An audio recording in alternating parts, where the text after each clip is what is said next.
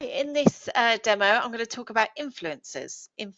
So you can talk a lot about influencer marketing and the role of influencers. Sorry about that, my writing's a bit rough.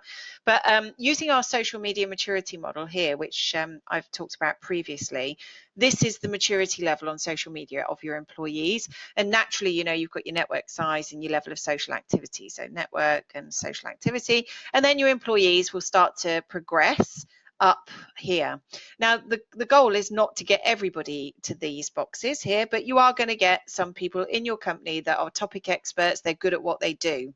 Now, influencer marketing traditionally is about a company engaging with influencers external to their business. And quite often these people have a lot of influence. So it could be that they talk a lot about their niche topic, or they've got a lot of followers. And what happens is brands tend to engage with these influencers on a more transactional basis. So they pay them to guest blog, write content, co-create content, work with them to promote content, whatever that is. At this point, it's a transactional thing. Now, we work a lot with Analytica, and Analytica are very specialist in this. They understand the complex relationships and the engagements that you have to go through to engage these external influencers. And the reason we're working with them is because we can start to map your internal influencers to your external influencers. And for me, this is really powerful because you have topic experts within your company and you're encouraging them to create content, to win mind share, to support the buyer journey with great content that showcases your business as experts in your field.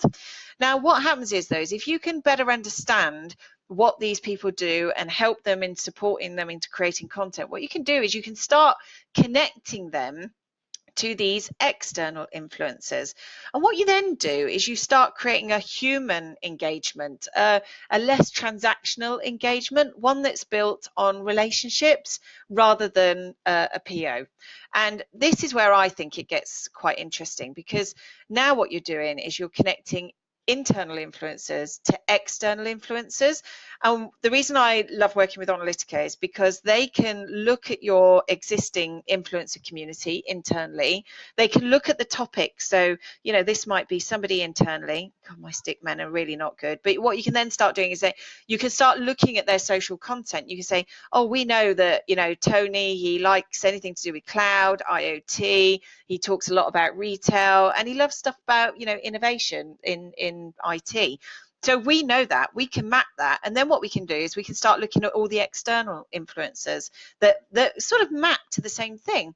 Now, what I love about this is you can start directing your employee advocacy content at these people. So you don't have to ask them to opt into certain categories. What you can do is say, look, we know you're already interested in these categories because we can, we've built a profile of you here, and then we can start mapping content. So we can only share sort of stuff that we know that our internal influencers interested in. But what's more, what we can do is start mapping the strength of the relationship between external influencers and who connects them, and actually start enabling these relationships to take place. So rather than this being a relationship between marketing and the influencer, it now becomes a relationship that can scale, costs less, is based more on trust and authenticity.